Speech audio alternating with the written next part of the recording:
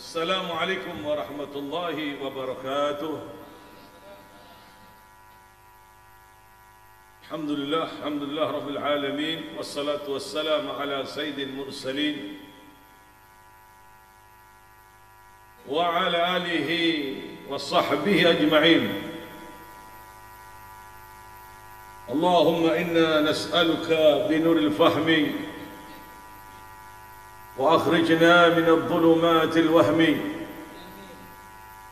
وافتح أبواب رحمتك وانشر علينا حكمتك يا أرحم الراحمين.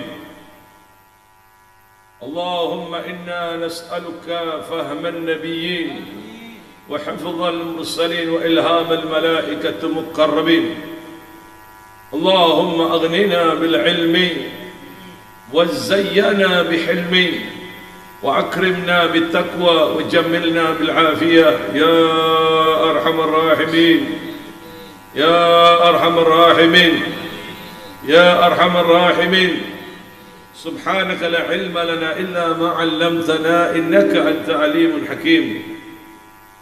وصلى الله على سيدنا محمد النبي أمي وعلى آله وصحبه وسلم. الحمد لله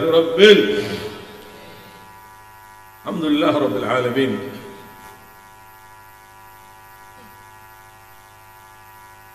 Alhamdulillah,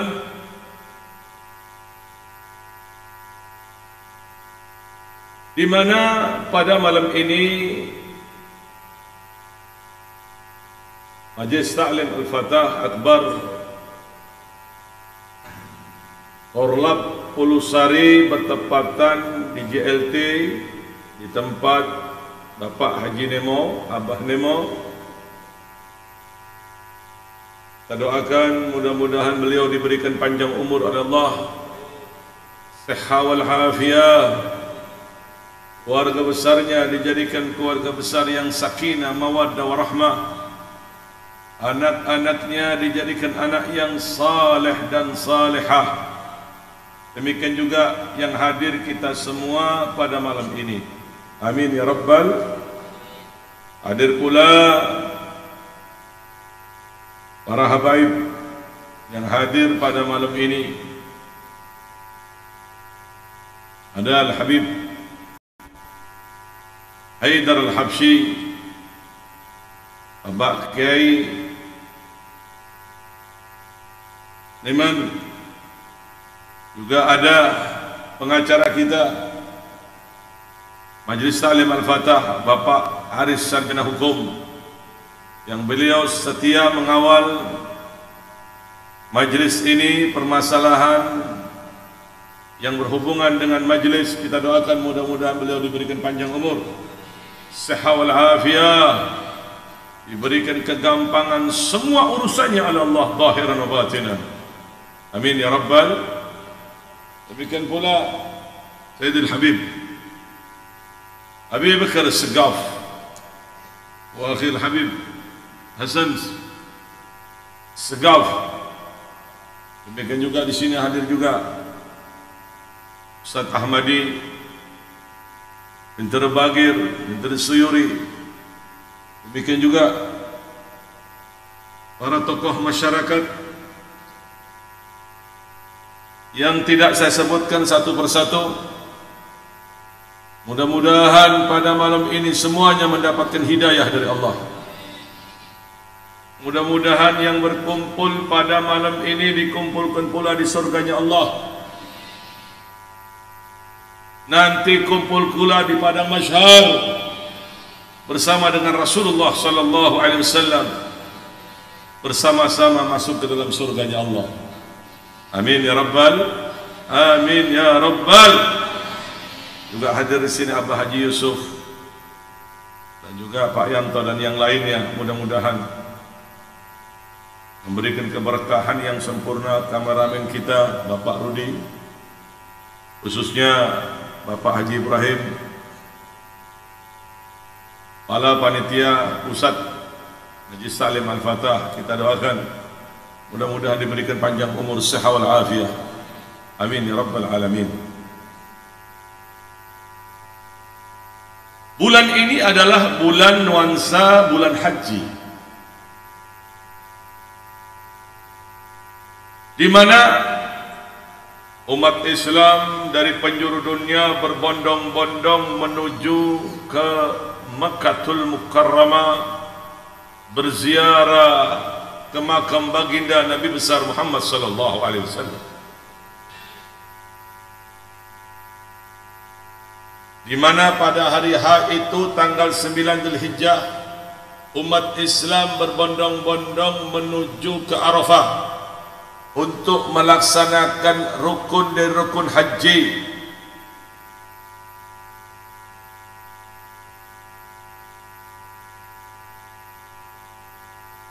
Tidak sedikit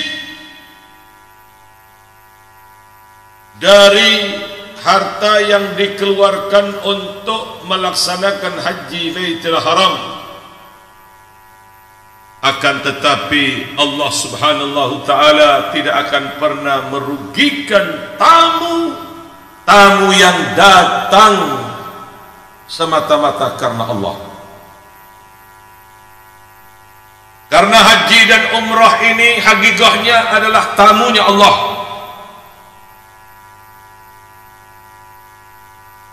Sebagaimana sabda Rasulullah sallallahu alaihi wasallam, sesungguhnya haji dan umrah ini wafdullah. Haji wal umrah wafdullah. In sa'aluhu u'tu wa in du'u ujibu wa in anfaqu ukhlifa lahum.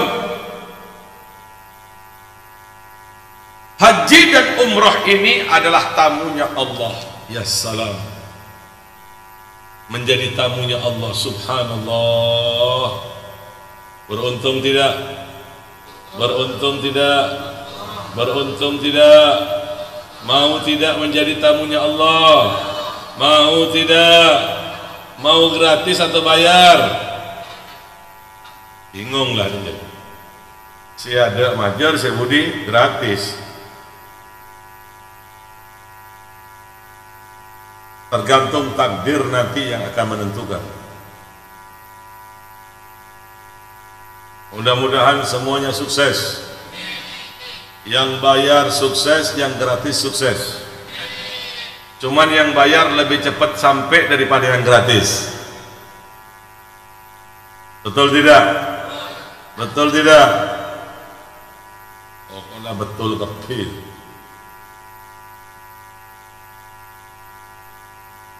Jadi artinya umrah haji dan umrah ini wafdullah, tamunya Gusti Allah.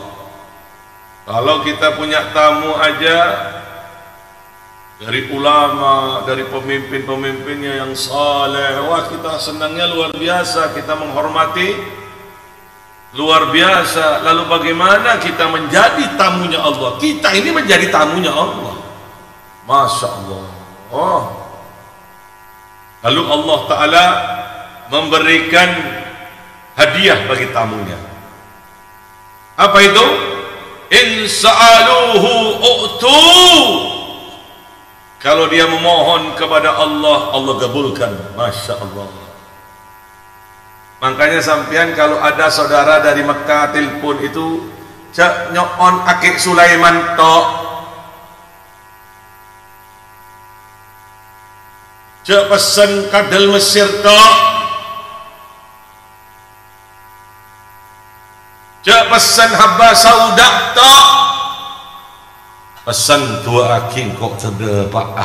Mudah-mudahan saya bisa sampai seperti sampean. Begitu.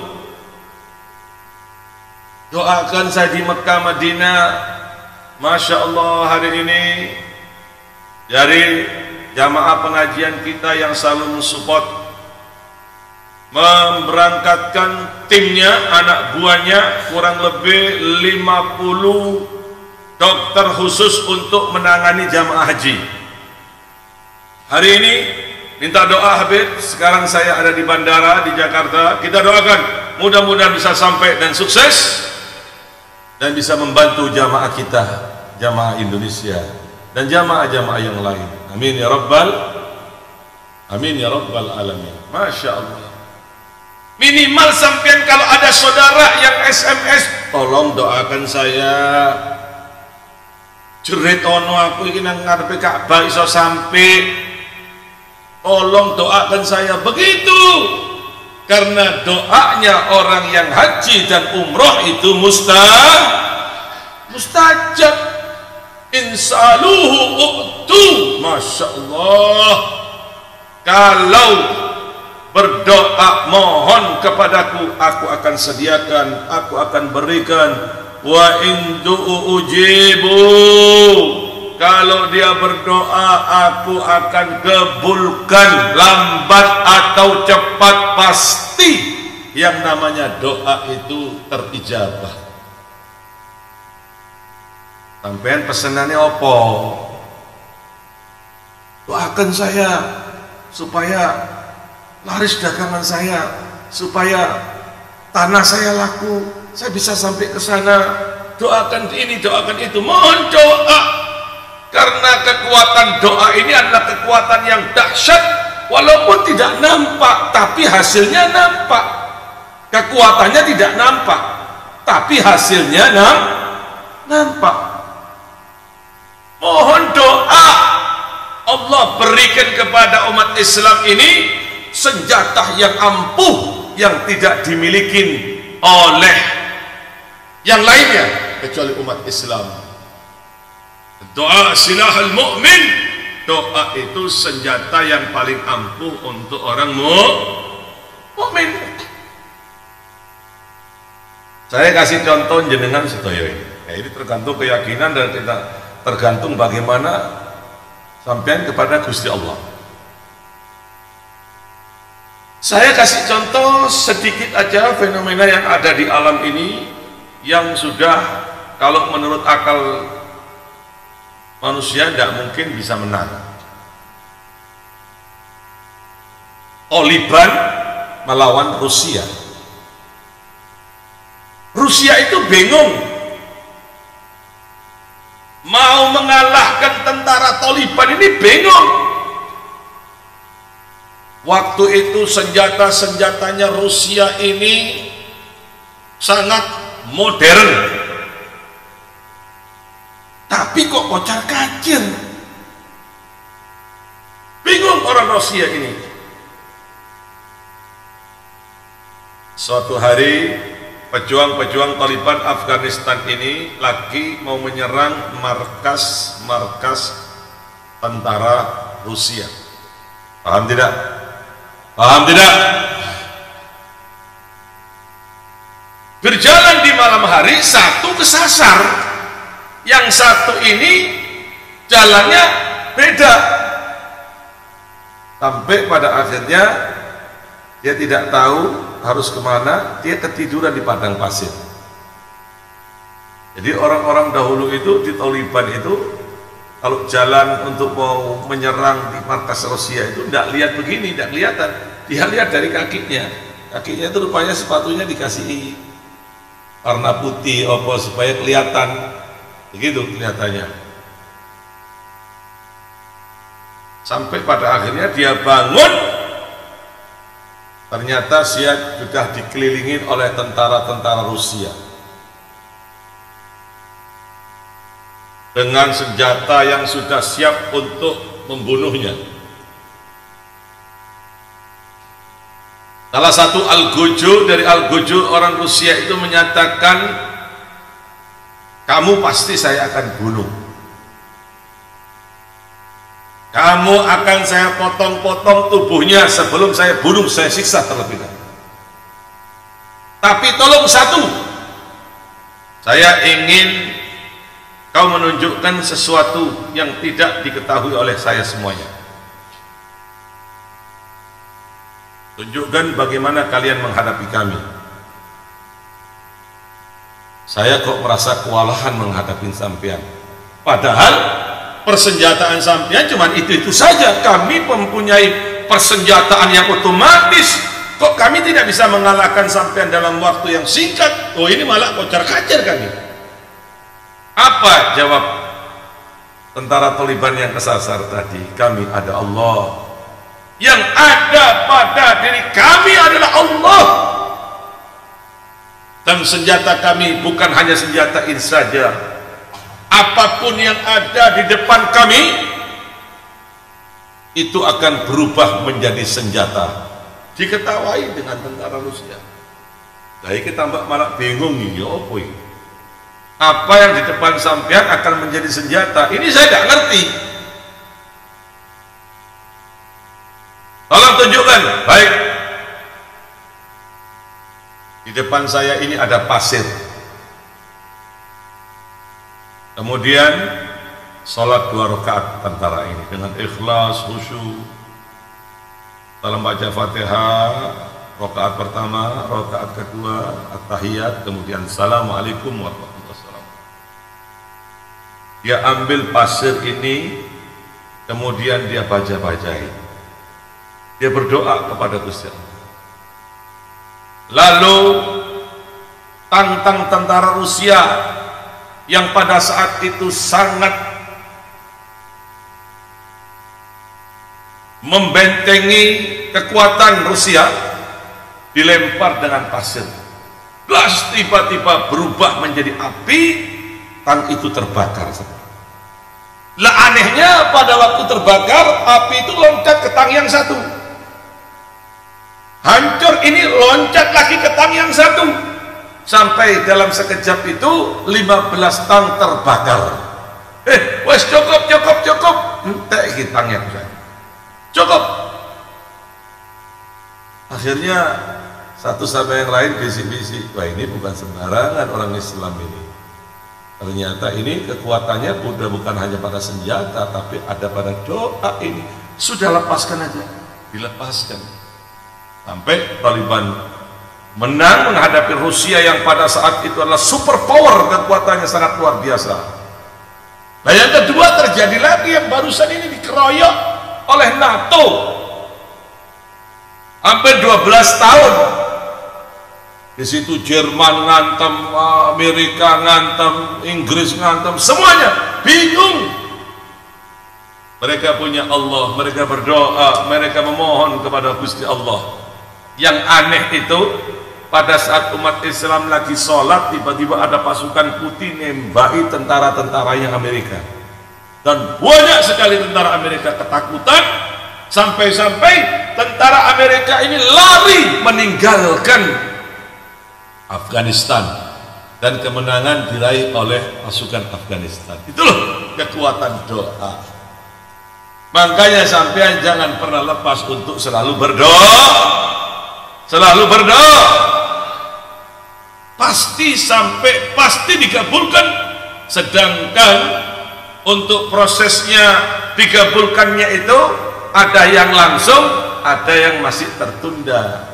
Karena beberapa hal itu tidak ada yang mengetahui kecuali Gusti Allah. Tapi yang jelas pasti akan kabul sebelum ajal menjemput jenengan. Nah ini makanya orang haji itu luar biasa. Kalau doa kabul, doanya makbul.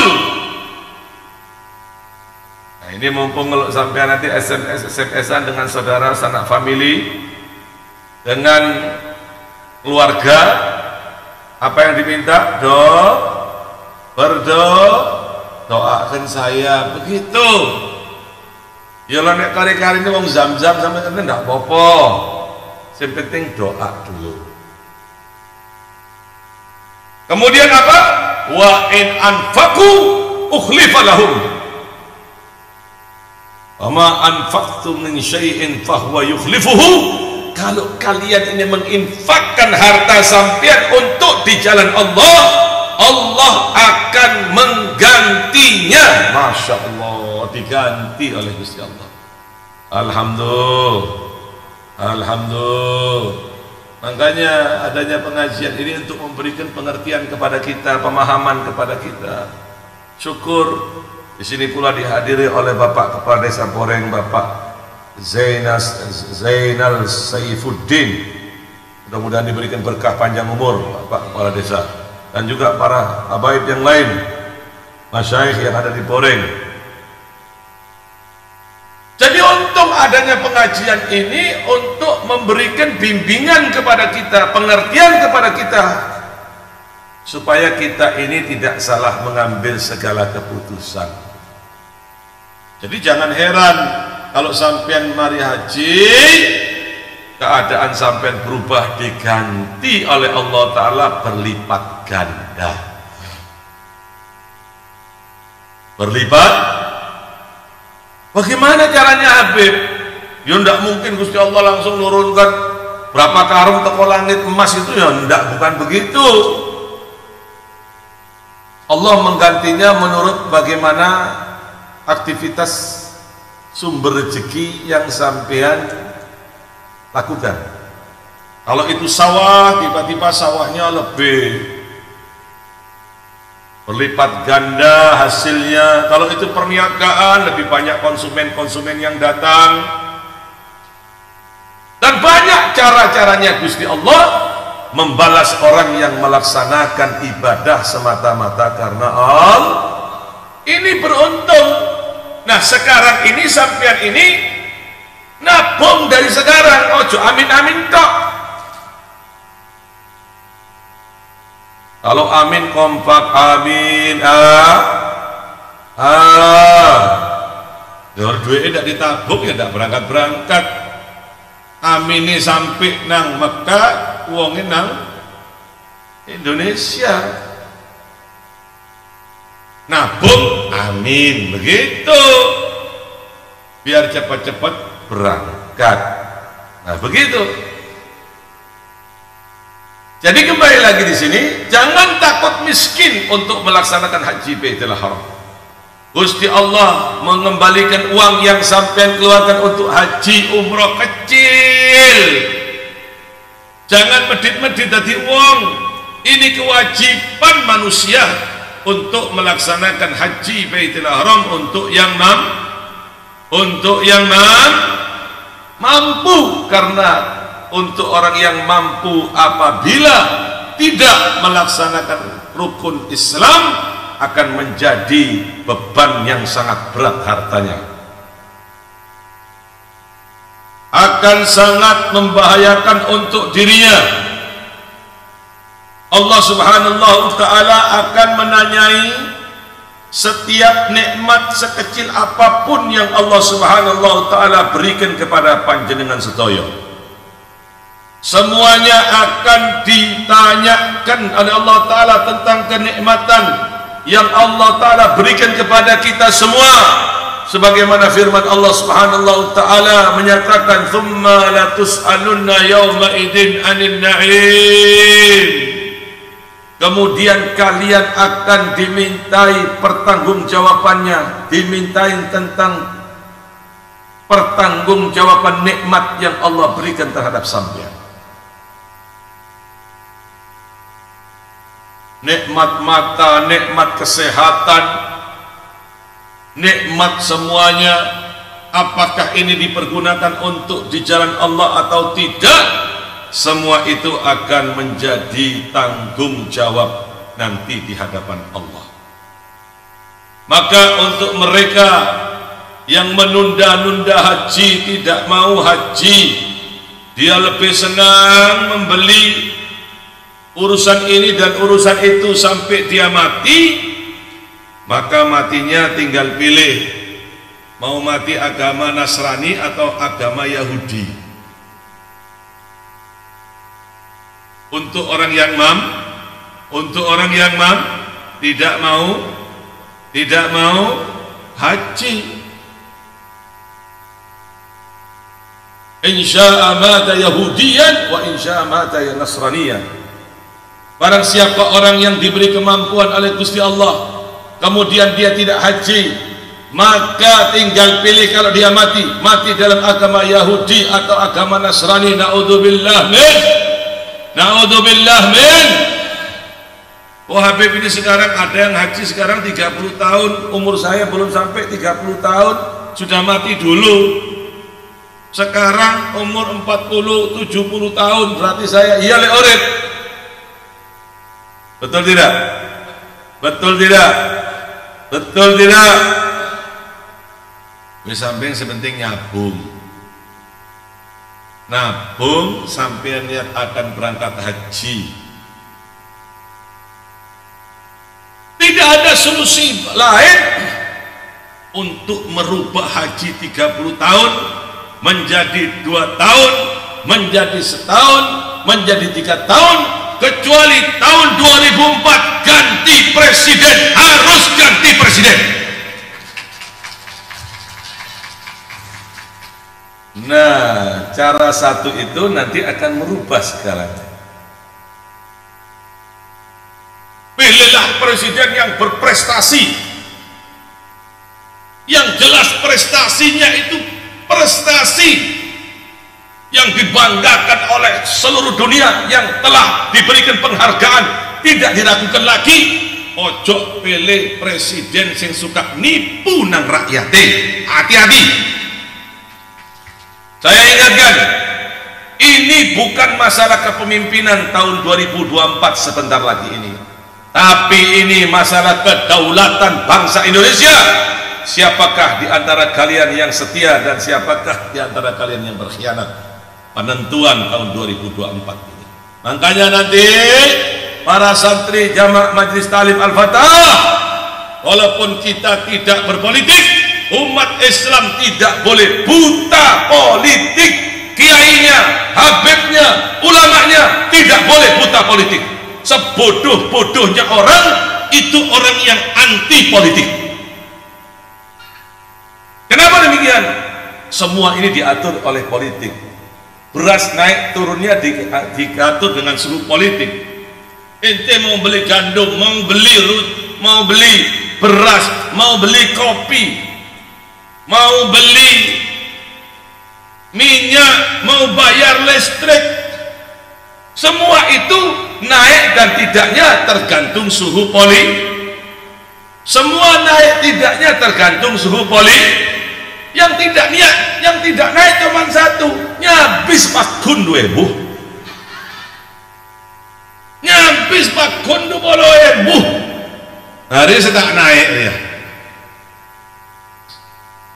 Dari zaman Soeharto sampai semakin tak go pakun, ampun lepetok sih bre. Saya tak perlu politik mong dia. Om sallallahu Muhammad. Om sallallahu Muhammad. Makanya nanti para santri Jamaah Majelis Ta'lim Al-Fatah, sekarang ini siapa calon-calon presiden ini saya berikan pemahaman supaya tidak dibujui. Yang pertama siapa? Tolong lihat prestasinya terlebih dahulu. Yang kedua siapa? Tolong prestasinya dilihat terlebih dahulu. Kelebihannya apa? Kelemahannya apa? Nanti vonis saya akan berikan pemahaman.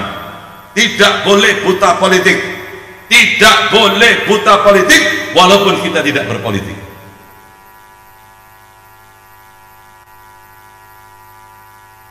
Jamaah Majelis Ta'lim Al-Fatah harus satu komando. Setuju tidak? Setuju tidak? Setuju tidak? Untuk menyelamatkan bangsa Indonesia yang kita cintai, supaya anak cucu sampean bisa merasakan keindahan merah putih, bisa merasakan kemakmuran, bisa sejahtera. Itu tergantung pemimpinnya.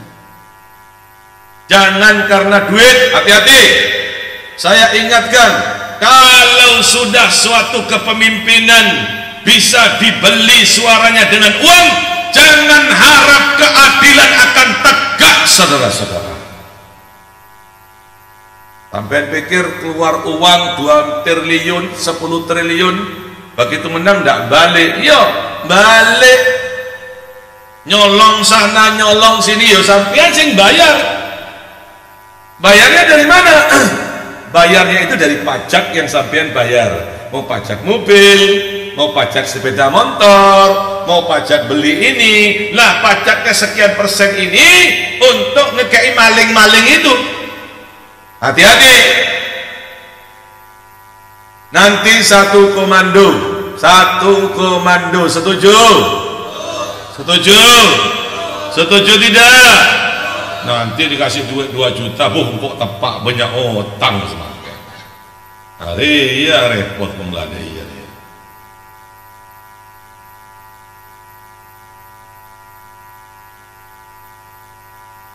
Ketepaan kerupuk kita majer hari ya.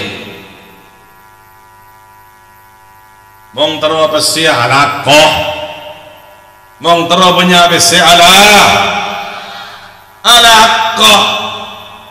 Hati-hati, banyak negara-negara hancur gara-gara buta politik. Hati-hati.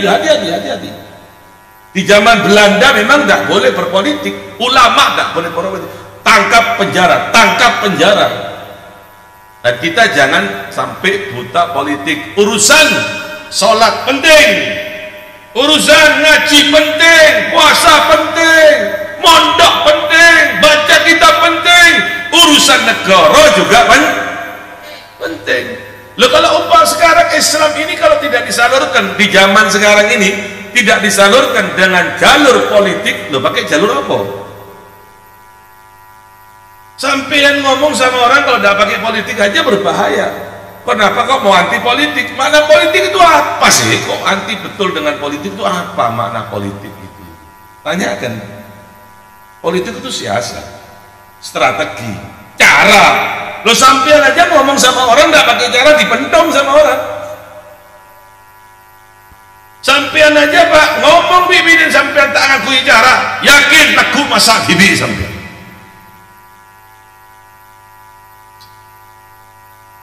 Sampean aja Bu kalau ngomong dengan suami tidak pakai cara, yakin belonjoy tidak karena DKI. Nah ini politik rumah tangga, politik perdagangan, politik cara kenegaraan, ini penting, tidak boleh buta politik walaupun kita tidak berpolitik.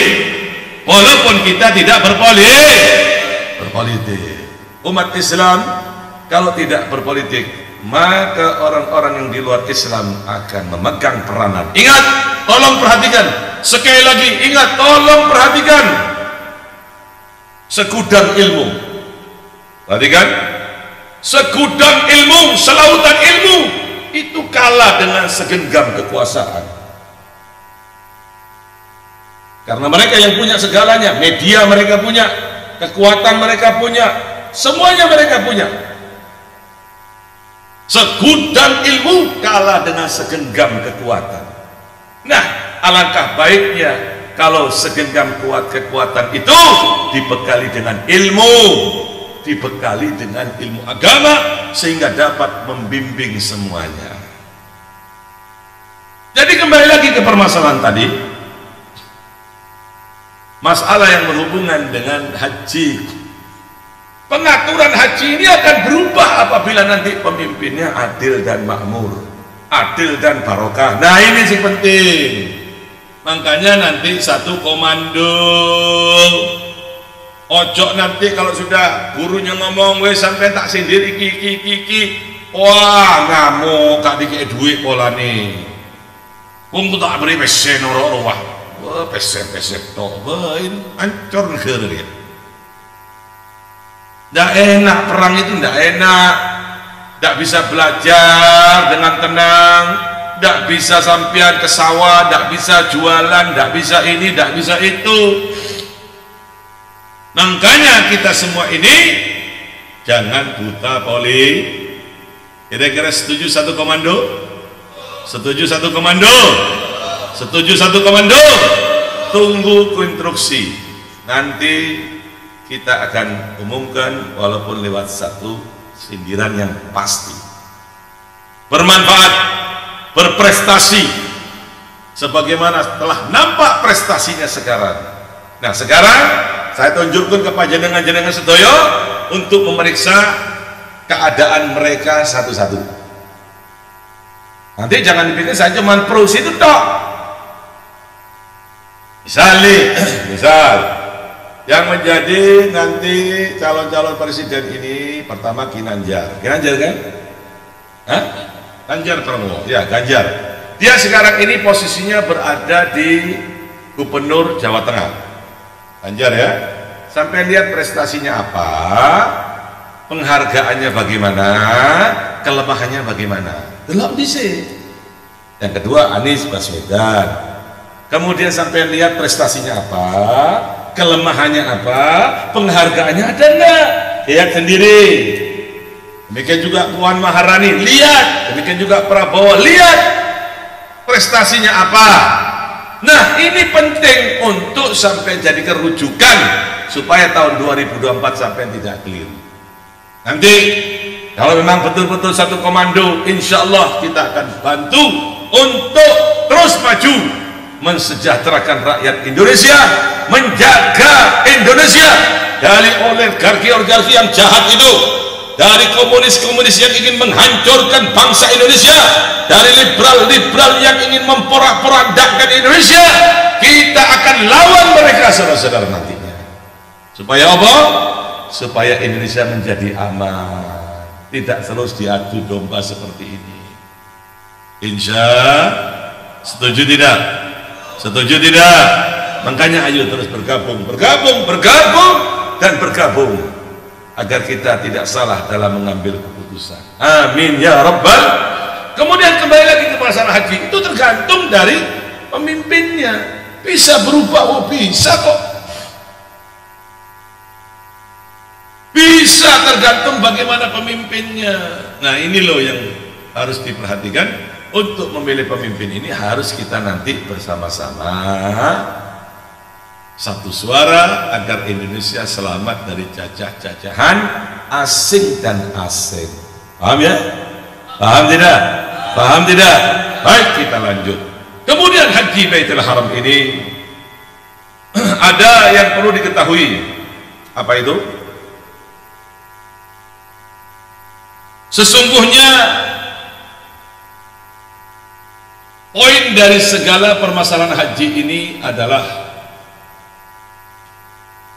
menjaga agar hajinya tetap menjadi haji yang mabrur. Haji yang mabrur. Haji mabrur itu haji yang makbul. Bagaimana cara menghadapi haji yang mabrur? Yang pertama itu harus an yakuna bimal halal. Berangkat haji ini dengan uang yang halal, bukan uang hasil ogel, hasil ngerentenakan uang, ngeribakan uang, abudu akibese, bukan harta hasil nipu, tapi harta harus dari yang halal. Ini yang harus diperhatikan.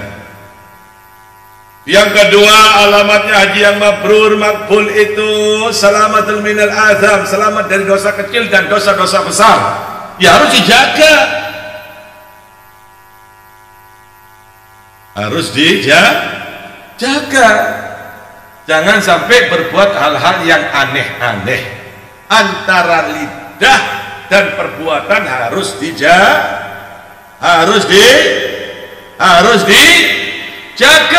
Perbuatannya bagus, ibadahnya jempol, tapi lidahnya tidak karu-karuan, tidak akan pernah mendapatkan haji yang mabrur. Lidahnya berzikir, perbuatannya tidak baik, tidak akan pernah bisa menjadi haji yang mabrur. Harus lidahnya baik, demikian juga perbuatannya baik. Karena sabda Rasulullah SAW yang berbunyi, man haji falam yarfuth, barang siapa orang yang haji tidak berkata kotor, walam yafsuk, dan tidak rusak, ini antara perbuatan dan lidah, ucapan bersamaan, raja'a kayaumi waladatul maka kharaja min dunubi kayaumi waladatul maka dosa itu akan keluar dari tubuhnya seperti ibu yang baru melahirkan anak. Artinya bersih, tidak ada dosa. Hati-hati, ini harus diperhatikan. Dan yang ketiga, alamat dari alamatnya haji yang mabrur itu raja ila ahsanil hal, pulang dari haji keadaannya lebih baik dibanding sebelum misal sebelum haji dia itu tidak pernah sholat malam, bangun setelah haji sholat malamnya hebat, zikirnya hebat. Ini alamatnya haji mabrur. haji yang mabrur. Makna mabrur makbul, selamat dari dosa kecil dan dosa-dosa besar. Paham tidak? Paham tidak? Ya ini loh masalah yang berhubungan dengan haji penting, tidak boleh kita anggap remeh. Jangan sampean ini takut miskin karena akan melaksanakan haji, uang yang keluar begitu banyak. Jangan takut, pasti diganti oleh Gusti Allah. Pasti diganti. Nah, ini kalau sampean tidak percaya, saya akan uji satu orang saya akan uji. Ya, Abah Haji Yusuf ada di sini di belakang.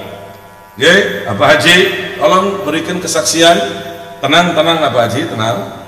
Tidak ada apa-apa, tenang aja Abah Haji. Tenang aja. Ya, Abah Haji Yusuf, haji yang pertama tahun berapa Abah Haji?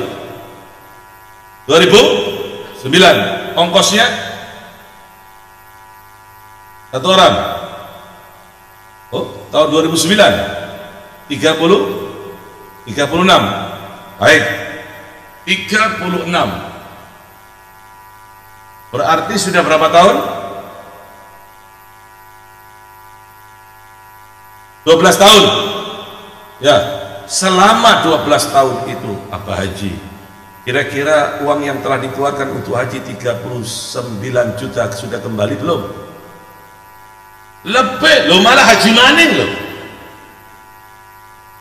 Malah Abah Haji Yusuf dengan Ibu Haji Zulekha ini haji kedua kali. Ini bukan rekayasa, memang betul sudah diganti oleh Allah Ta'ala. Berlipat ganda, begitu Abah Haji? Berlipat ganda. Pasti diganti. Jangan takut sampean kalau sampean ini bertuhan kepada Gusti Allah, nyembah kepada Gusti Allah, pasti akan dikayakan oleh Allah, dicukupi dengan satu syaratan. Ingat, ojo berbuat maksiat, hati-hati, terutama zina, hati-hati. Kalau itu dilakukan hancur, fa'akhadnahum bima kanu yaksibun, aku ambil kembali, kata Allah Ta'ala. Yang dulu makmur akan hancur, yang dulu subur akan berantakan, yang dulunya jaya akan jatuh. Hati-hati dengan perbuatan maksiat, hati-hati dengan perbuatan maksiat.